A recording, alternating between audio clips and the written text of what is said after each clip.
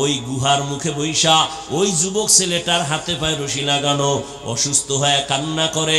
এবার আমার মালিকের কাছে মাথা নত কইরা কান্না করে, হে মালিক, মনে হয় আমি বাঁচবো না, কিন্তু আল্লাহ আমার মা আমার উপরে বেজার, আব্বা বেজার, আমার আত্মীয় স্বজন বেজার, কিন্তু আমার এই অসুস্থ হালাত যদি আজ আমার মা পাশে থাকতেন আর দেখতেন, মাও বড় কষ্ট পাইতেন, কান্না করতেন, আমার বাবা পর্যন্ত দুঃখ করতেন। ও আল্লাহ, আমি এমন নিরুপায়, আজ যদি আমি একটু সুস্থ হইতে পারতাম, আমার আব্বা আম্মারে পাইতাম, আমি আমার আম্মার হাত ধইরা দোয়া নিতাম, আর তওবা করতাম, জীবনে গুনাহ করব না, কারো হক নষ্ট করব না, কোনোদিন কারো উপরে জুলুম করব না। আমার আল্লাহ কয়, এই ফেরেশতা, কয়েকজন ওই গুহার মধ্যে চলে যাও, একজনে মায়ের চেহারা নিয়ে যাও, আর একজনে বাবার চেহারা নিয়ে যাও, আর একজন স্ত্রীর চেহারা নিয়ে যাও। এই রকম তিনটা লোক মায়ের চেহারা বাবার চেহারা নিয়ে গুহায় আইসা সন্তানের খেদমত কইরা কান্নাকাটি করে, আল্লাহ আমার সন্তানের মাফ করে দাও। আর ওই যুবক আল্লাহর কাছে তওবা করলো। হঠাৎ আল্লাহ ওহী নাজিল করলেন, এই যুবকটা ওই গুহায় ধুকে ধুকে ধুকে ধুকে কষ্ট পাইয়া মরে গেল। আল্লাহ ওহী নাজিল করে কয়, ও মূসা, অমুক এলাকায় একটা যুবক, যাও আমার প্রিয় বান্দা ওলিয়ে কামেল, তার জানাজা পড়ায় দাফন কাফন করো। মূসা নবী আল্লাহর অর্ডার পাইয়া গুহার কিনারায় আসছেন, তাকাইয়া দেখেন অন্যায়ের কারণে যেই যুবকের তারাইয়া দিলাম, এই যুবকের ব্যাপারে আল্লাহ ওহী নাজিল কইরা বললেন, সে নাকি আল্লাহর প্রিয় বান্দা। এটা কেমনে হলো? যাক পরে জিগাই, আগে আল্লাহর অর্ডার তামিল করি, জানাজা কমপ্লিট করে দাফন করলেন। আমার আল্লাহ বললেন, আল্লাহকে প্রশ্ন করলেন, নবী মূসা, ও আল্লাহ, এই যুবক তো সেই যুবক মা বাবার বরদোয়া প্রাপ্ত, এটা তো সেই যুবক মানুষ তার অত্যাচারে অতিষ্ঠ, তুমি বললা এ নাকি তোমার প্রিয় বান্দা, এ নাকি তোমার কাছে বড় দামি, এ কেন আল্লাহ জানতে চাই। আল্লাহ কয়, মূসা, তুমি কি জানো আমার একটা নাম আছে গফফার, আমার একটা নাম আছে সত্তার, আমার একটা নাম আছে রহমান। আমি তো বান্দারে যতই রাগ দেই, কিন্তু মায়া আমার বেশি। হ্যাঁ, সাবাকাত রহমাতি আলা গাজাবি, রাগের উপরে আমার দয়া বেশি। আমি ধমক দিয়াও কিন্তু আবার আশা দিছি, লা তাকনাতু মির রহমাতিল্লাহ, আমি আল্লাহর দয়া অনেক বড়, বান্দা কই যাইতেছো, আসো, তওবার দরজায় ফিরে আসো। আমি চাই না তুই জাহান্নামের আগুনে জ্বলবি, কারণ আমি তোরে বানাইছি বড় দুর্বল করে, একটা সেকেন্ডের আগুন সহ্য করতে পারবি না। তওবা করিয়া মুসলমান হইয়া কবরের দেশে চইলা আয়, মুসলমান হইয়া আসো। আল্লাহ বলে নাই, বক্তা না হইয়া মরিস না, পীর না হইয়া মরিস না, ডাক্তার না হইয়া মরিস না, কোটি টাকার মালিক না হইয়া মরিও না। আল্লাহ বলেন, তুই পীর না মুরিদ, টাকাওয়ালা না গরিব, তুমি আলেম না মূর্খ, জানার চাই না, আমি চাই তুমি বলবা তুমি মুসলমান কিনা। মুসলমান হইয়া মরো। এজন্য আমাদের আকাবিরিনরা বলেন, পীর হওয়া সহজ, বক্তা হওয়া সহজ, একজন মুসলমান হওয়া বড় কঠিন। মুসলমানি বওয়াদ গর্দান নেহাদান, এনানে খুদ বদস্তে খাজা দাদান গর্ব সুরত आदमी इंसाबुदे अहमदो बु জাহলো হাম এক সাবুদি। আল্লাহর মোহাব্বত অন্তরে জমা করো। ও আল্লাহর বান্দারা, মুসলমান হইয়া কেমনে মরবা? মুসলমান কাকে বলে? যে আল্লাহর কাছে আত্মসমর্পণ করে বিনয়ের সাথে। মুসলমান আত্মসমর্পণ করার নাম ইসলাম, আর যে আত্মসমর্পণ করে তার নাম হলো মুসলিম বা মুসলমান। বিনয়ের সাথে আত্মসমর্পণ করে, আমার কোনো মত নাই, আল্লাহর মত রসুলের মতই আমার মত, আমার কোনো পথ নাই, আল্লাহর দেওয়া পথ রসুলের দেওয়া পথ, এটাই হলো আমার পথ। এইভাবে যারা সুপর্দ হইয়া আল্লাহর হুকুম অনুযায়ী চলবে, গুনাহ করবে না। গুনাহ যদি হইয়াও যায় তওবা করতে মরতেও দেরি করবে না। ও আল্লাহর বান্দা, মুসলমান যদি হইয়া মরতে চাও, গুনাহমুক্ত জীবন নিয়ে মালিকের দরবারে রওনা দাও। মাওলানা হইলে গুনাহমুক্ত হওয়া যায় না, বড় পীরের পাগড়ি লাগাইলে গুনাহমুক্ত হওয়া যায় না। আল্লাহ আলাদের নেক নজর লাগাইয়া গুনাহ থেকে নিজেকে বাঁচাইয়া কবরের দিকে রওনা দাও। বিনা হিসাবে আল্লাহ জান্নাত দিবেন রে গোলাম। তবে গুনাহ থেকে বাঁচার উপায় কি? পিছনে একটা গুনাহ হইয়াই গেল, সামনের আর একটা জীবনে গুনাহ হতে পারে। পিছনের জীবনের গুনাহ থেকে পবিত্র হওয়ার জন্য একটা মেডিসিন লাগবে, সামনের জীবনে যেন গুনাহ না হয় সেজন্য আর একটা রক্ষা কবচ লাগবে, মেডিসিন লাগবে। পিছনের গুনাহ থেকে নিজেরে পবিত্র করার জন্য মেডিসিন যেটা লাগবে তার নাম তওবা। আর সামনে যেন আর কোনোদিন গুনাহ না হয়, ওইখানে আর একটা মেডিসিন লাগবে, ওই মেডিসিনের নাম তাকওয়া। পেছনের গুনাহ থেকে পবিত্র হওয়ার জন্য লাগবে তওবা, সামনের গুনাহ থেকে বাঁচার জন্য লাগবে তাকওয়া। এজন্য আল্লাহ বলেন, মুসলমান হইয়া মরো তো আগে আমার ভয় তাকওয়া অন্তরে জমা করো। আর তাকওয়া অন্তরে নেওয়ার জন্য আল্লাহর খাস ওলিদের নেক নজর ভালো করে নাও। তওবা করো পেছনের গুনাহ থেকে, মনে মনে আল্লাহকে ডাকো, হে আল্লাহ, জীবনে হাতের দ্বারা কত গুনাহ করেছি, জবানের দ্বারা গুনাহ, চোখের দ্বারা গুনাহ। ও আল্লাহ, আজকে তওবার নিয়ত করে ফেললাম, মরিয়া যাব আর গুনাহ করব না, নামাজ ছাড়ব না, বেপরদায় চলব না, দাড়ি কাটব না, মা বাবার বরদোয়া নিব না, শিক্ষকের দোয়া নিয়া, উলামায়ে কেরামের দোয়া নিয়া, পরামর্শ নিয়া নবীর তরিকা মেনে চলব। ও আল্লাহ, আমার মতো মানুষ যদি জেনারেল লাইনে থাইকাও দ্বীনের উপরে চলে, আমি কেন পারবো না? আজকে থেকে নিয়ত করে ফেললাম। ও এলাকার যুবক বাবারা, ও পর্দার আড়ালের মা বোনেরা, আপনারা কত দামি, আপনারা নবীদের মায়ের মতো মা, আপনারা তো সাহাবায়ে কেরামদের মায়ের মতো দামি, আপনারা তো খাদিজা রাদিয়াল্লাহু আনহার মতো দামি নারী, ফাতেমা রাদিয়াল্লাহু আনহার মতো দামি নারী, আয়েশা রাদিয়াল্লাহু আনহার মতো দামি নারী। এরে আম্মা জান, আপনার একটা সন্তানকে আদর্শ ডাক্তার বানাবেন, স্বামীর মাল হেফাজত করবেন, পর্দা রক্ষা করে চলবেন, মোবাইলে চরিত্র বিক্রি করবেন না। এরকম মা তো এলাকায় অভাব নাই, নামাজ ছাড়ে না, বেপরদায় চলে না, স্বামীর মাল নষ্ট করে না। ও আম্মা জান, আপনি কেন পারবেন না? নবী খেজুর গাছ, মরা খেজুর গাছে ট্যাক লাগায় খুতবা পড়ে, কিছুদিনের জন্য এটাকে বাদ দেওয়ার সিদ্ধান্ত নেওয়া হলো। নতুন মিম্বার হবে, নবী মিম্বারে দাঁড়ায় খুতবা পড়বেন। হাদিসের ইবারত, মানুষ যেমন কান্না করলে আওয়াজ হয়, নবীর খুতবা দেনেওয়ালা ওই মরা খেজুর গাছ ওইভাবে কান্না করতেছিল। রহমতের নবী বললেন, এই খেজুর গাছ, কাঁদো কেন? কি চাও আমি দোয়া করি, আবার তাজা হয়ে যাবে, খেজুর হবে, মানুষ খাবে? কয় না। কেন কাঁদো? বলে, রহমতের নবীর বিরহের বেদনায় কান্না করি। কি চাও?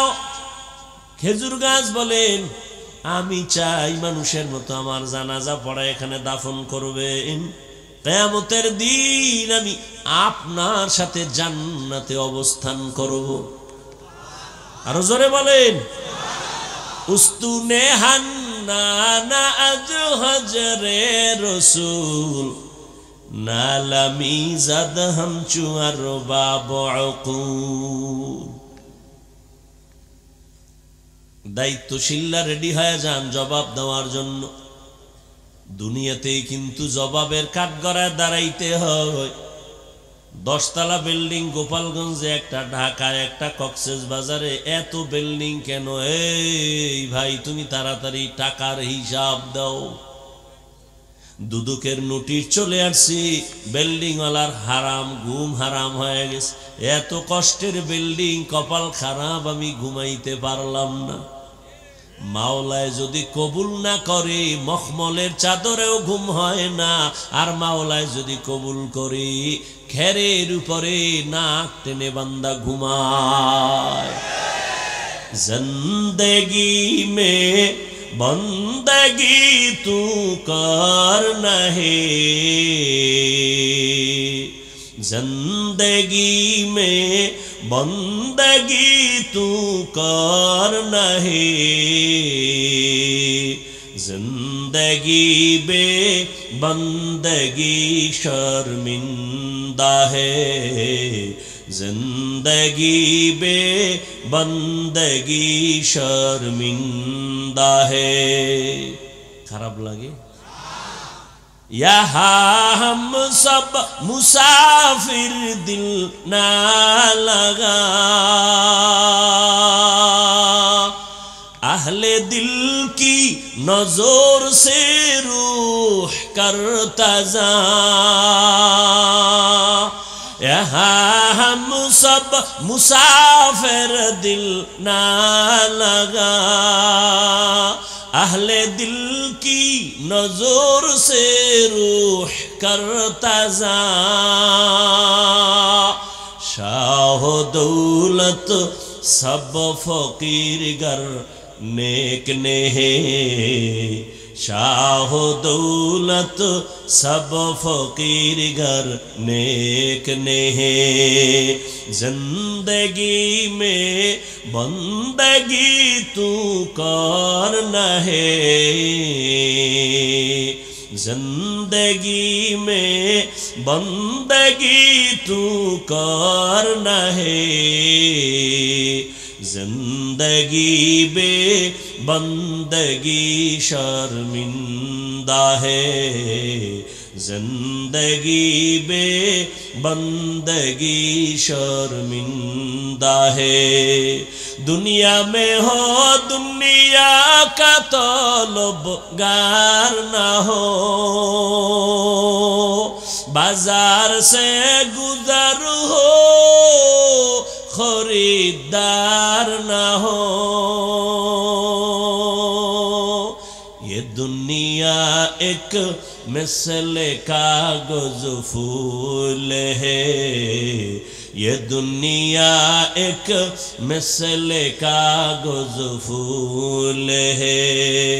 जिंदगी में बंदगी तू कर न है, जिंदगी में बंदगी तू कर न है। जिंदगी बे बंदगी शर्मिंदा है, जिंदगी बे बंदगी शर्मिंदा है। जिंदगी में बंदगी कुन बंदगी, बंदगी बे जिंदगी शर्मिंदगी। हमने को भात खाইতে মন চায়, বেশি ক্ষুধা, আচ্ছা ভাত তো পাইবেন না, চা খাইলে কি পেট ভরবে? বাদাম ভরবে? তাহলে 2-1 ঘন্টা না খাইলে মরবেন। এই বেহেশতের বাগানে এই বেয়াদবি কেন? কোরআনের এই বাগানে খাওয়া দাওয়া কেন? বয়ান চলাকালীন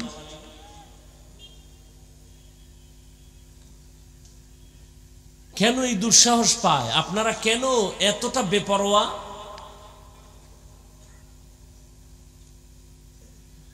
একটা অপরাধী আসামিকে পুলিশ ধরে থানায় নিয়ে এমন পিটা দিছে কাঁদে না।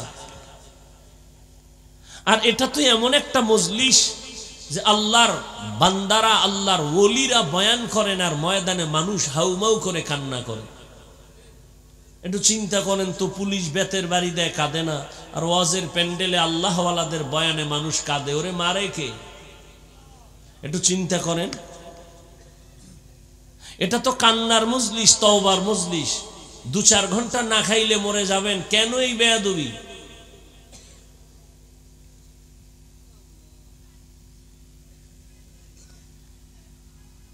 কি শুরু হলো? সারা দেশে তো আরো বেতাল অবস্থা। আল্লাহ হেদায়েত দান করুন। হাদিসের উপরে কিছু কথা বললাম, বললে আরো বলা যাবে, আয়াতের দিকে আগাই। ইয়া আইয়ুহাল্লাযীনা আমানুত্তাকুল্লাহা হাক্কা তুকাতিহি ওয়া লা তামুতুন্না ইল্লা ওয়া আনতুম মুসলিমুন। আয়াতের মধ্যে আল্লাহ মুমিনদের 2টা আদেশ দিবেন। কয়টা? ভালো করে বুঝেন। একটা আদেশ হলো বাহ্যিক দৃষ্টিতে দোনোটাই ইতিবাচক আদেশ, কিন্তু জাহিরি ভাবে দেখা যায় যেন একটা আদেশ আর একটা নেতিবাচক আদেশ। এক নাম্বার আদেশ হলো আল্লাহকে ভয় করার মতো ভয় কর। দ্বিতীয় আদেশ হলো মুসলমান না হইয়া কেউ মরণ বরণ করবি না। এই কথা দুইটা, কর্মসূচি দুইটা আল্লাহ কোনো বেঈমানকে না দিয়া মুমিনকে দিলেন কেন? এর সংক্ষিপ্ত জবাব, জান্নাত শুধু মুমিন পাবে, আর কোনো বেঈমান জান্নাত পাবে না। জান্নাত পাবে কারা? একমাত্র মুমিন। কোন বেঈমান কখনো জান্নাত পাবে না। তবে মুমিনেরাও যে জান্নাত পাবে বড় ফিডার ভর, এত তাড়াতাড়ি না। দলিল, রহমতের নবী বলেন, আমার আগে একদল উম্মত ছিল চালাক। এই চালাক উম্মতেরা চালাকি করতে করতে করতে করতে দলে দলে বিভক্ত হইয়া গেল, ৭২ দল হয়ে গেল। এরা বনি ইসরাইল। এরা এত বেশি চালাক, আল্লাহ আসমান থেকে মান্না সালোয়া পাঠাইছেন। সন্ধ্যার সময় দেখতো কুয়াশার মতো, নিশিরের মতো হালুয়া পড়ে জমিনে। ছোট ছোট পাখির বুনা গোস্ত, একটা আস্তে আস্তে পাখি পড়তেছে। আল্লাহ কয়, এই মুসা, তোমার উম্মত যেন চালাকি না করে, মজা পাইয়া যেন খেয়ে ফেলে, পরের দিনের জন্য যেন রেখে না দেয়। যদি চালাকি করে পরের দিন কিন্তু খানা বন্ধ হয়ে যাবে। বনি ইসরাইলরা চালাকি কইরা এত মজার খানা পাইয়া কিছু খাইলো, কিছু রেখে দিল, কালকে খাবে। পরের দিন আসমান থেকে খানা বন্ধ। আমার নবী আফসোস করেন, এই বনি ইসরাইল চালাকি যদি না করত, আমার উম্মতেরা কিয়ামত পর্যন্ত আল্লাহর আসমানের রিজিক ডাইরেক্ট পাইত। চালাকি কইরা কয় দল হইছে? কথা কয় না, ৭২ দল। আমার উম্মত আরো চালাক, এদের মধ্যে আরো একটা দল বেশি হয়ে যাবে। কত? কুল্লুহুম ফিন্নার ইল্লা মিল্লাতান ওয়াহিদা। ক্বালু মান হিয়া ইয়া রাসূলুল্লাহ, ও ফি রাওয়ায়াতিন ক্বালু মা হিয়া ইয়া রাসূলুল্লাহ, ক্বালা মা আনা আলাইহি ওয়া আসহাবি। নবী বলেন, সব ৭৩ দল আমার উম্মতের মধ্যে সবাই জাহান্নামে যাবে, জাহান্নামে যাবে, জাহান্নামে যাবে। এক দল মাত্র জান্নাতে যাবে। এক দল যদি জান্নাতে যায়, জাহান্নামী কয় দল?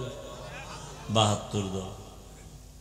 এই কথাটা আপনারা অনেক শুনছেন। আজকে একটু নতুন, একটু সামান্য কথা অনেকে জানেন না, স্মরণ করায় দেই। এই যে ৭২ দল জাহান্নামে যাবে, এই ৭২ দলের মধ্যে কোনো হিন্দু নাই, বৌদ্ধ নাই, খ্রিস্টান নাই, ইহুদি নাই, কিছুই নাই। সব হবে মুমিন, মুসলমান। সাহাবায়ে কেরাম জিজ্ঞাসা করলেন, ইয়া রাসূলুল্লাহ, ৭৩ দলের মধ্যে যেই দলটা জান্নাতে যাবে তাদের পরিচয় নবী যদি বলতেন, যারা আমি মুহাম্মদের আদর্শ মানিয়ে চলবে তারা জান্নাতে যাবে। নবী এতটুকু বললেও তো মনে হয় যেন হয়ে যাইত। নবী এতটুকু বলে নাই। খেয়াল করেন, নবী বলছেন, আমি মুহাম্মদের আদর্শ আর আমার সাহাবায়ে কেরামের আদর্শ যারা মেনে চলবে তারা জান্নাতে যাবে। অতএব যারা বলবে আমরা নবী মানি, সাহাবা মানি না, এরা মুসলমান ঠিক, মুমিন ঠিক, তবে ৭২ দল জাহান্নামীদের অন্তর্ভুক্ত।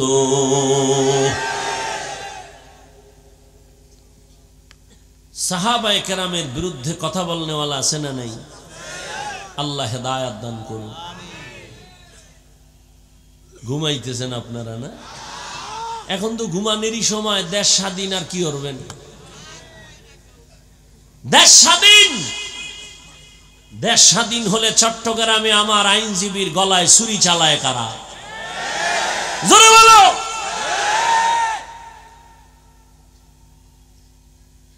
দেশ স্বাধীন হলে সাংবাদিকের সামনে মহিলা বলতেছে, মা বোনেরা একসাথে হয়ে বলতেছে, দেহ ব্যবসার অধিকার আবার ফেরত চাই। ওরে শামসুল হক ফরিদপুরের উত্তরসূরি, নতুন করে আবার জাগ্রত হও, কাফনের কাফর হাতে নাও। মুসলমানের আন্দোলন একদিন নয়, প্রতিদিন। মুসলমান জীবন একবার দেয় না, বারবার। এ জমিন তো শামসুল হক ফরিদপুরের জমিন, এ জমিন তো ইসলামের জমিন। এ জমিনে কে চেয়ারে বসবে আর কে নামবে জানার দরকার নাই, তবে জালেমের ছাড় দেওয়ার কোনো সুযোগ নাই। আমি চরমনাই বলে আসছি, আজকে আওয়ামী লীগ গেছে গেছে কইয়া লাফাও, শিক্ষা নাও, জুলুম করলে তোমারও খবর আছে। জালিমের কোনো ছাড় নাই, শিক্ষা গ্রহণ করো। দুই গরুয়ে ধান খায়, কি খায়? মালিকে লাঠি একটা নিয়ে এক গরুর ভিড়ে এমন বাড়ি, আর এক গরু দৌড়। তোরে বাড়ি দিছিনি, কয় না। দৌড়াস কেন? কয় ওর পরের সিরিয়াল আমার। हकीकत से तू दुनिया बेखबर है, दुनिया की नुमाइश पर नजर है। नमी गुयम के अज दुनिया जुदा बाश, बहरकारी के बाशी बा खुदावास। শামসুল হক ফরিদপুরি রহমতুল্লাহ আলাইহির ইতিহাস গত বছর একটু বলছিলাম। সে তো ওই ব্যক্তি, একদিকে সে আল্লাহর খাস ওলি, অন্যদিকে দুনিয়ার লাইনে রাজনীতির ময়দানের একজন সফল শিক্ষক। রাজনীতি শিখায় গেছেন মানুষকে। এখন তো আর রাজনীতি চলে না, চান্দাবাজি আর ধান্দাবাজি চলে। আইয়ুব খান শামসুল হক ফরিদপুরি বলেছিল, এই আইয়ুব খান, টাকা দিয়ে গরু কিনা যায়, শামসুল হক রে কিনা যায় না।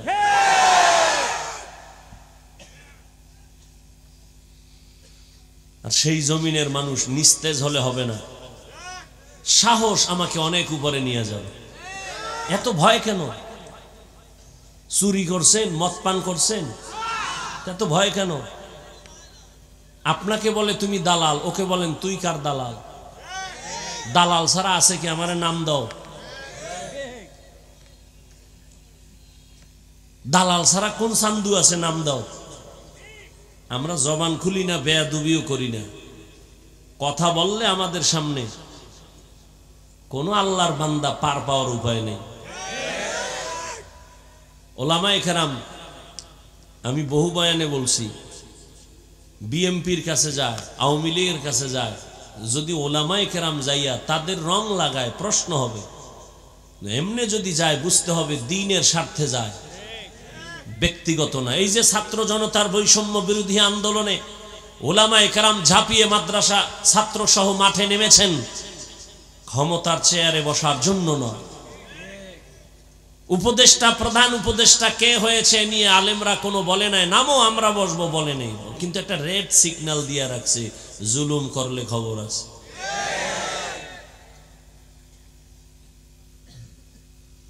আল্লাহ হেদায়েত দান করুন। খালি ঘুমায় ঘুমায় ঘুমায়। কি রাত্রে তাহাজ্জুদ পড়ছিলেন? কি এর মিশা কথা তাহাজ্জুদ? সারা রাত মোবাইলের হক আদায় করছে, দিনের বেলা খালি ঘুমায়। মানুষের বুঝায় আমি তাহাজ্জুদের কারণে ঘুমাইতেরি নেই। সারা রাত মোবাইলের হক আদায় করছে, বউর হকের খবর নাই, সন্তানের হকের চিন্তা নাই। মোবাইলের হক যথাযথ, আল্লাহ যদি জিগায় এই ছিল জান্নাত পেয়ে যাবে। এক চোরার ঘরের চোরা বাথরুমের সামনে খাড়ায় দিছে, একটা সেলফি তুলবে। আমি ভিতরে আইলি না কেন? তুই ছবি লয়ে মর। কত বড় নিকৃষ্ট আহমক জাহেল। কান্দের উপরে হাত দিয়ে একটা হুজুর একটা সেলফি, যদি আল্লাহ এই উসিলা মাফ করে।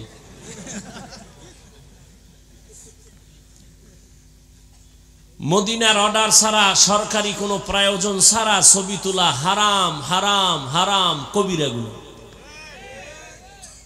আমনে ঠিকের লেগে গিয়ে বয়ে রইছে। বলার দায়িত্ব বললাম, মানবেন কিনা সে দায়িত্ব আপনার। এই যে ছবি তুলতেছে মোবাইল লইয়া, 24টা ঘন্টা মোবাইল লইয়া মরে। খোদায় কানে দইরা বেহেশতের বাগানে নিয়ে আইছে, এহেন মোবাইলটা দেখাইতেছে, হুজুর আমার চিনেননি, আমি বিদেশি মোবাইলওয়ালা। কোন আকামে এহেন মোবাইলটা হাতে নিতে হইব? কলবের দরজাটারে বন্ধ করে রাখছেন মোবাইল সামনে দিয়া। এজন্য ওয়াজ বাড়ছে, হেদায়েতের দরজায় আগুন লাগছে। আল্লাহ আমাদের সবাইকে হেদায়েতের দৌলত দান করেন।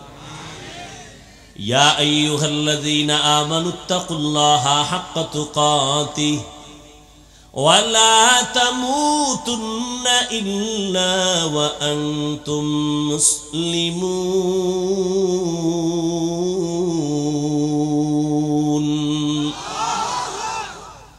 মুমিনদের আল্লাহ দুইটা আদেশ দিলেন কেন? জবাব হলো, মুমিনরা জান্নাতে যাবে আর কোন বেঈমান জান্নাতে যাবে না। আর মুমিনেরাও যে জান্নাতে যাবে, আল্লাহ কয় আমি কত দয়ার মালিক, আমি মুমিনের জান্নাত তো দিতেই চাই, আমি আরো মায়া করে চাই যেন বিনা হিসাবে জান্নাতে যেতে পারো। আপনাদের হেডম টেডম তো ভালো মনে হয়, হিসাব ছাড়া যাইবেন না, হিসাব দিয়েই যাইবেন, আল্লাহর সাথে একটা বুঝপড়া কইরেই যাইবেন না? বিনা হিসাবে যাওয়ার নিয়ত আছে? আল্লাহ কবুল করে। বিনা হিসাবে জান্নাতে যেতে চাই, যদি চাই তো দুইটা কর্মসূচি পালন করা লাগবে। এক নাম্বার কর্মসূচি, আল্লাহকে ভয় করো, তাকওয়া অর্জন করো। দ্বিতীয় কর্মসূচি, মুসলমান হইয়া মরো। আল্লাহ বলেন আমার হক আদায় করে ভয় কর। সাহাবায়ে কেরাম নবীরে বললেন, ইয়া রাসূলুল্লাহ, আল্লাহ কত বড়? এটাতে বলাই যায় না কত বড় কত বড়। কয় তুমি প্রশংসা করো, বড় বড় বড় বড় বড়। যদি আল্লাহ কত বড়, এই বয়ান চালায়, লেখক কলম দিয়ে লেখে, বক্তার বক্তব্য শেষ হয়ে যাবে, কলমের কালি শেষ হবে, পাতা শেষ হয়ে যাবে। ও আল্লাহর বান্দা, আল্লাহর বরাদ্দ শেষ করা যাবে না। আল্লাহ কত বড়? কয় সীমাহীন আমার আল্লাহ বড়। এক কথায় জানায় দিলাম, আল্লাহু আকবার। আল্লাহ সবার থেকে, আল্লাহ সবার থেকে বড়। আল্লাহ এত বড়, ওই আল্লাহর হক আমরা দুর্বল বান্দারা তো কখনো আদায় করতে পারবো না। নবীও বললেন ঠিকই তো, আল্লাহর হক আদায় করা কোনো বান্দার দ্বারা পরিপূর্ণ সম্ভব না। নবীও টেনশনে পড়ে গেলেন, পেরেশান। জিবরাইল আমিনকে আমার আল্লাহ পাঠায় দিয়েছেন, যাও আমার নবীর সান্ত্বনার বাণী দিয়া দাও, ইত্তাকিল্লাহা মাস্তাতাতুম, আমার হক আদায় করে ভয় করা লাগবে না, বরং বান্দা তার সাধ্য মতো আমি আল্লাহকে ভয় করবে। এই ভয়ের নাম তাকওয়া। এই ভয়টা থাকে অন্তরের মধ্যে। যার মধ্যে ভয় আছে তার নাম হলো মুত্তাকিন। আল্লাহ বলেন আমি কোরআন দুনিয়াতে পাঠাবার একমাত্র কারণ হুদাল লিল মুত্তাকিন, মুত্তাকিনদের হেদায়েতের জন্য। মুত্তাকি কারা? আল্লাহকে ভয় করে যারা, ভয় থাকে অন্তরে। তবে এটা জন্মগতভাবে নেওয়া যায় না, অর্জন করা লাগে। কিন্তু আশ্চর্য, এই ময়দানে যদি আমি আপনাদের জিজ্ঞাসা করি আপনারা কারা কারা আল্লাহকে ভয় করেন, এই প্রশ্ন করলে সবাই দোনো হাত তো উঠাবে। অনেক চালাকেরা দুই পা উঠায় বলবে চার হাত পায়ে আল্লাহরে ভয় করি। অনেক চালাক বলবে হুজুরদের থেকেও ভয় করি। অথচ এখানে এমন আশেক বসে আছেন, ফজর পড়ে নাই, জোহর পড়ে নাই, আসর পড়ে নাই, মাগরিব পড়ে নাই, এশাও পড়ে নাই, আবার বয়ে বয়ে সাফাবাজি করে। নামাজ না পড়লেও আমগো দিল পরিষ্কার। কি ঠিক? আন্দাজে কই তুইল ঠিক কয় ভাই দাওয়াত কা আলহামদুলিল্লাহ কয় তোমার বাড়ি কয় নাউজুবিল্লাহ হা সবাই বলে আমি আল্লাহকে ভয় করি একজনের দাড়ি নাই বলে আল্লাহকে ভয় করি আর আমি নামাজ পড়িয়াও বলি আল্লাহকে ভয় করি আমি পর্দা করে বলি আল্লাহকে ভয় করি আপনি পর্দা সারিয়া বলেন আল্লাহকে ভয় করি দোনো দলের ভয় সমান না তাহলে ভয়ের হাকিকত কি আসলে ভয়ের হাকিকত উদাহরণ তো এমন ভাবে বলি একটা সন্তান মা বাবাকে ভয় করে তার প্রমাণ কি বলে মা বাবার সামনে অন্যায় করে না শাস্তির ভয় ছাত্র শিক্ষকের সামনে অন্যায় করে না কেন বলে মাইরের ভয় ঠিক এ জমিনে যারা আল্লাহকে ভয় করবেন ওই বান্দা গলায় ছুরি লাগাবে গালে দাড়িতে ছুরি লাগাবে না हर के दारत खौफ हक दर दिल मदम जन्नतुल मअवा देहद उरा मकाम जुज़बा हक़ची जे मखाज इंसुजा फजले उआ मस्ते दर जुमला जहां अल्लाह के भय करो है मुमीन এই ভয়টা মায়ের গর্ভ থেকে পাওয়া যায় না এই ভয়টা অন্যের থেকে নেওয়া লাগবে অন্তরে ঢুকাও কয় কোথা থেকে নিব লিকুল্লি শাইইন মাদিনুন ওয়া মাদিনুত তাকওয়া কুলুবুল আরিফিন প্রত্যেকটা ভালো জিনিস রাখার একটা গোডাউন আছে তাকওয়ার গোডাউন হলো আল্লাহর প্রিয় বান্দাদের কলব তাদের কলব হলো তাকওয়ার গোডাউন তাদের নেক নজর লাগাও নেক নজর যদি লেগে যায় অন্তরে তাকওয়া চলে আসবে আল্লাহর ভয় যখন আসবে মরিয়া গেল তোমার দ্বারা আর গুনাহ হবে না আল্লাহর আযাবের ভয় এরে নবীর উম্মতের দল পয়গম্বর মূসা আলাইহিস সালাম জামানার নবী এলাকার মানুষগুলাই অভিযোগ দিল ও পয়গম্বর আমাদের এলাকায় একটা যুবক সন্তান আছে বড় সন্ত্রাসী কর্মকাণ্ড করে জালেম জুলুম করে কি চাও চাই আল্লাহর কাছে বদদুয়া করবেন কয় পারবো না তাহলে আপনি করেন একে দেশান্তর করে দেন এই এলাকায় যেন না থাকে মানুষ অতিষ্ঠ সবাই কান্না করে ওর ভয়ে জুলুম করতে করতে সীমাহীন জুলুম করে ফেলল মূসা নবী চলে গেলেন ওই সন্তানের মা বাবার থেকে অনুমতি নিলেন মা বাবাও এত অতিষ্ঠ চায় বলে যান এই সন্তান আমার দরকার নাই ও যুবক কেমন সন্তান হইলি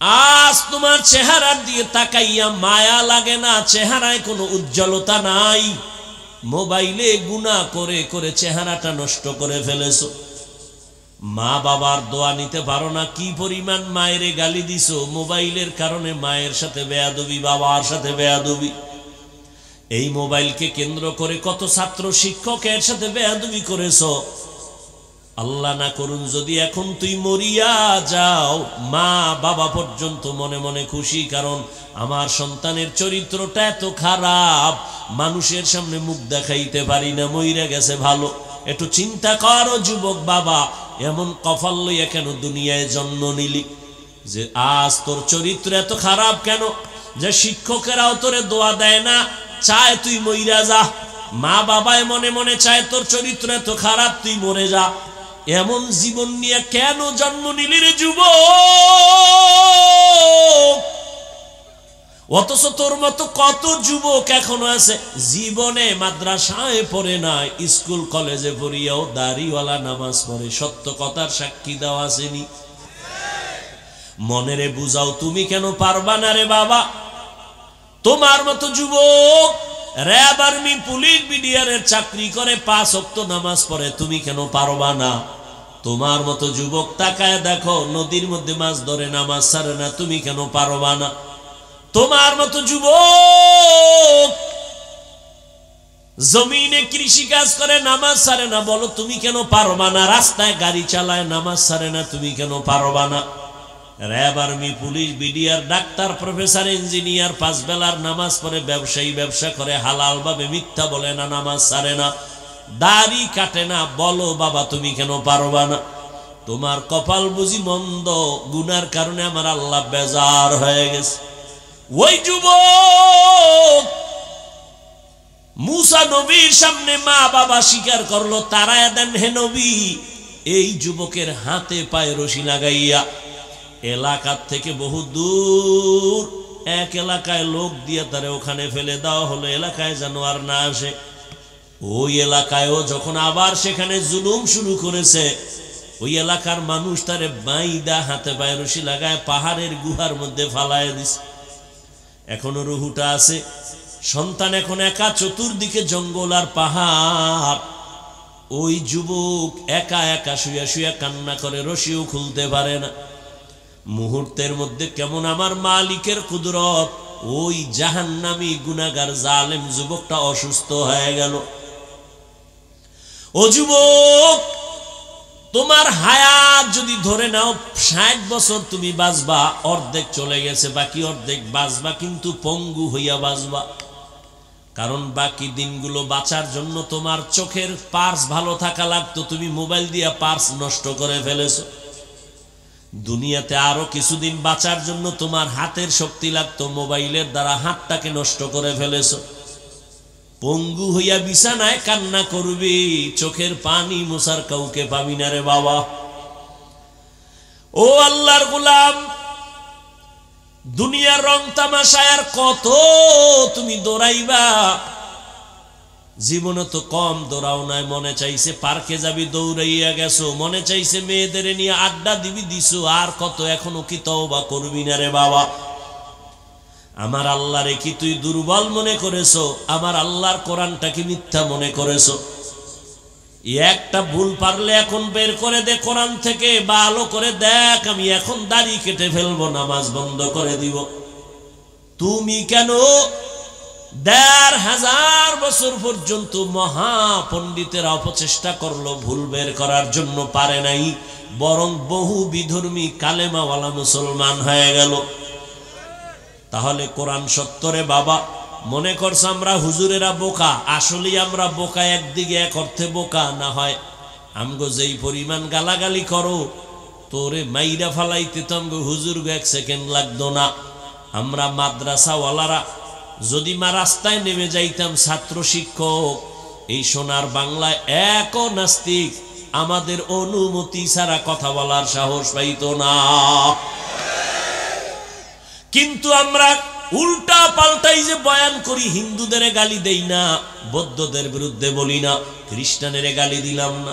মনে হয় যেন আমার দেশে হিন্দুরা জামাইয়া ধরে আছে, কিন্তু পার্শ্ববর্তী দেশে আমার জাতি ভাই মুসলমান রিমান্ডে আছে। কথা ঠিক নেই? ও আল্লাহর গোলাম, ও যুবক, তুমি তোমার লাইনে থাকো। স্কুলে পড়ো, কলেজে পড়ো, ডাক্তার হও, ইঞ্জিনিয়ার হও, একজন প্রফেসর হও, ব্যবসায়ী হও, চাকরিজীবী হও, কিন্তু একটাই দাবি, বেয়াদব হইবা না রে বাবা। তোমার ব্যবহারে কোনোদিন যেন তওবা করো, মা বাবা কষ্ট না পায়। তোমার আচরণে যেন কোনোদিন শিক্ষকরা কষ্ট না পায়। তোমার ব্যবহারে আলেম ওলামা যেন কষ্ট না পায়। যদি কষ্টই পায়, ডাক্তার হইয়াও তোর কপালে জুতা, তাসলিমার মতো পালানো ছাড়া পথ পাবি না। আদোবালা জিন্দেগির বড় দাম।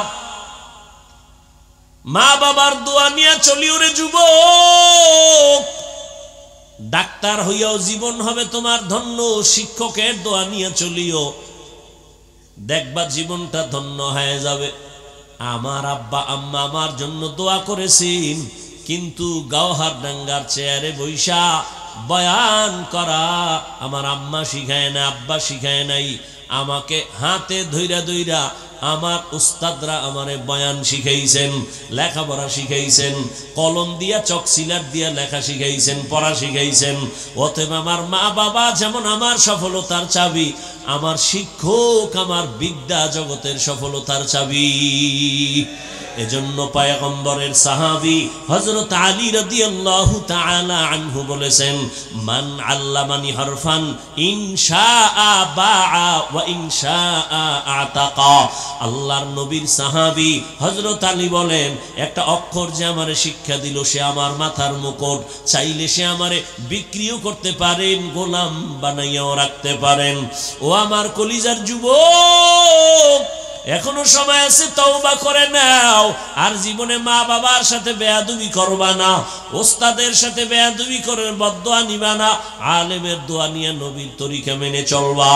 ওই গুহার মুখে বৈশা ওই যুবক ছেলেটার হাতে পায়ে রশি লাগানো, অসুস্থ হয়ে কান্না করে, এবার আমার মালিকের কাছে মাথা নত কইরা কান্না করে, হে মালিক, মনে হয় আমি বাঁচবো না, কিন্তু আল্লাহ আমার মা আমার উপরে বেজার, আব্বা বেজার, আমার আত্মীয় স্বজন বেজার, কিন্তু আমার এই অসুস্থ হালাত যদি আজ আমার মা পাশে থাকতেন আর দেখতেন, মাও বড় কষ্ট পাইতেন, কান্না করতেন, আমার বাবা পর্যন্ত দুঃখ করতেন।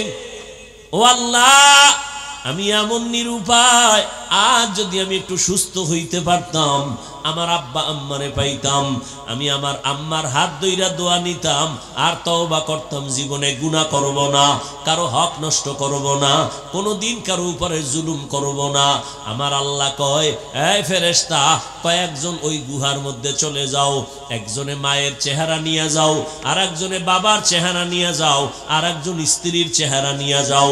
এই রকম তিনটা লোক মায়ের চেহারা বাবার চেহারা নিয়ে গুহায় আইসা সন্তানের খেদমত কইরা কান্নাকাটি করে, আল্লাহ আমার সন্তানের মাফ করে দাও। আর ওই যুবক আল্লাহর কাছে তওবা করলো।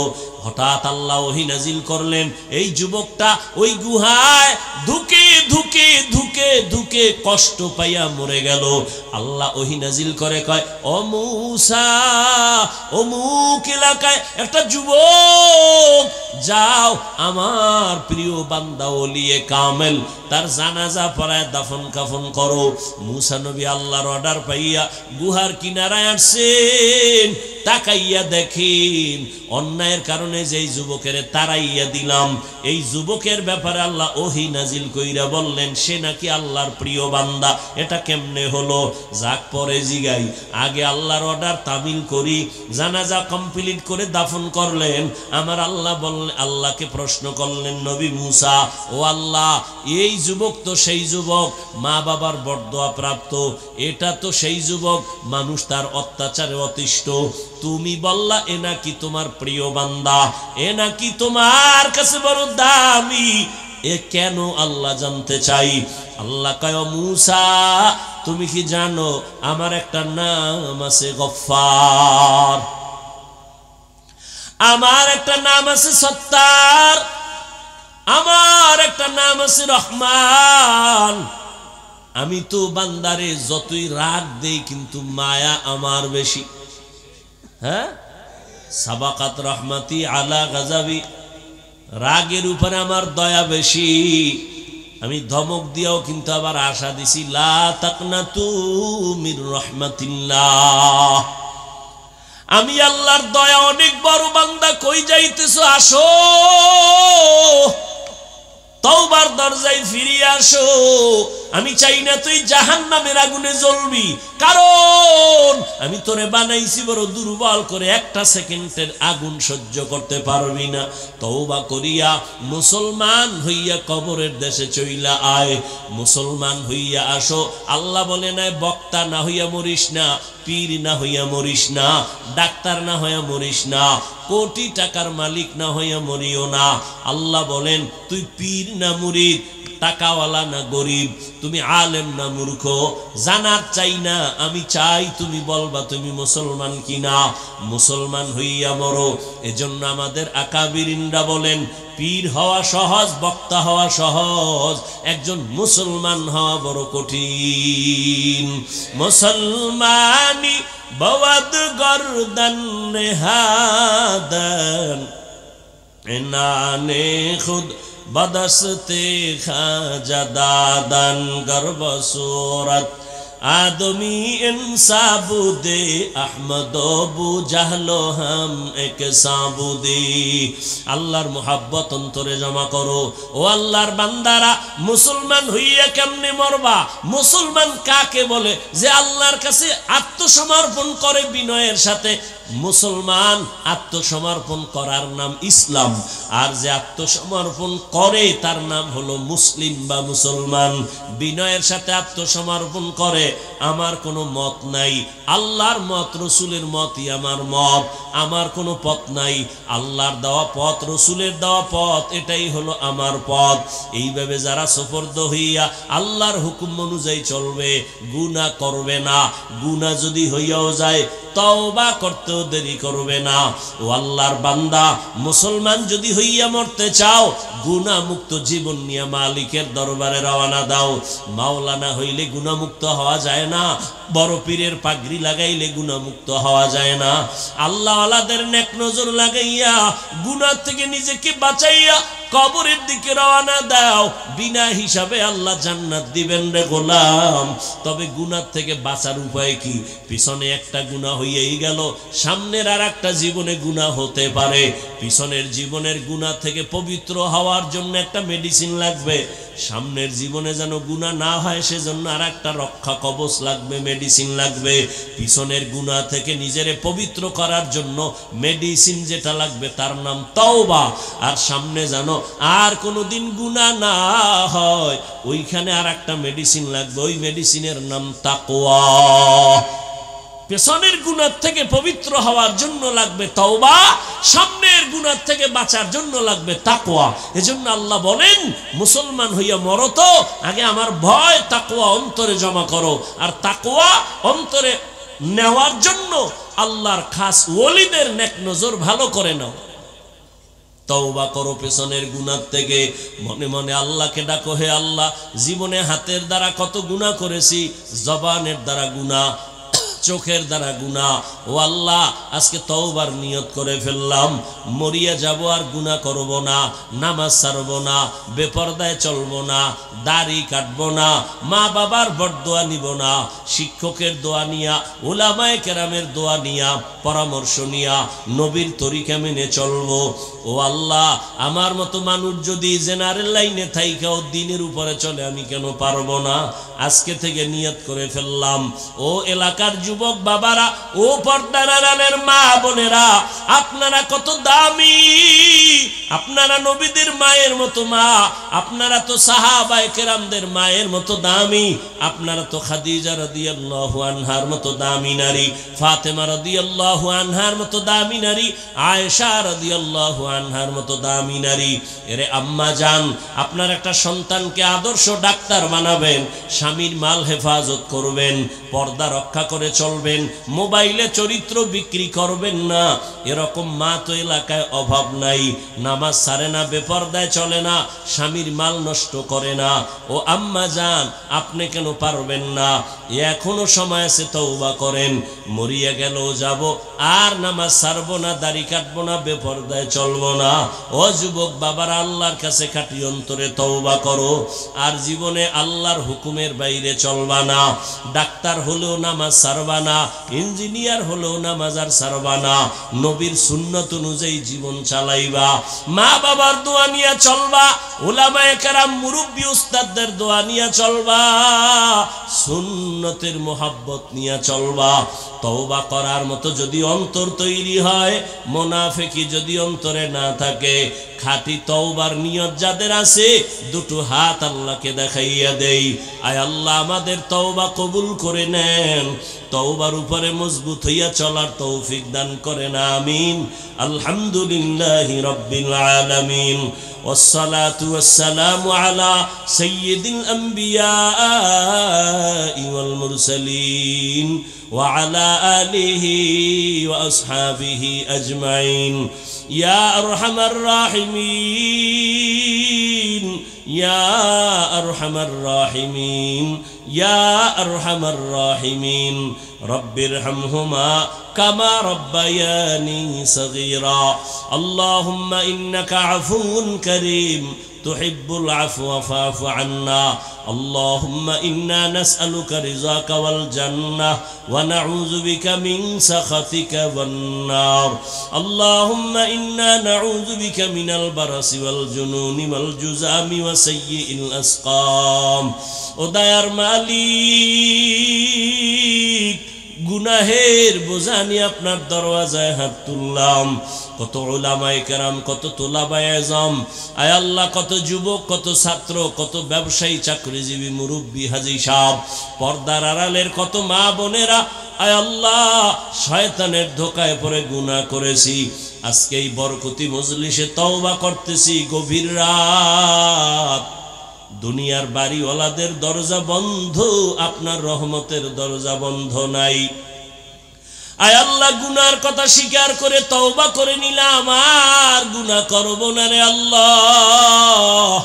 আর নামাজ ছাড়বো না, দাড়ি কাটবো না, বেপরদায় চলবো না, মা বাবার সাথে বেয়াদবি করব না, উলামায়ে কেরামের দোয়া নিয়া, শিক্ষকের দোয়া নিয়া, নবীর তরিকা মেনে চলবো। আমাদের তওবা কবুল করে নেন। আয় আল্লাহ, তওবার উপরে মজবুত হইয়া চলার তৌফিক দান করেন।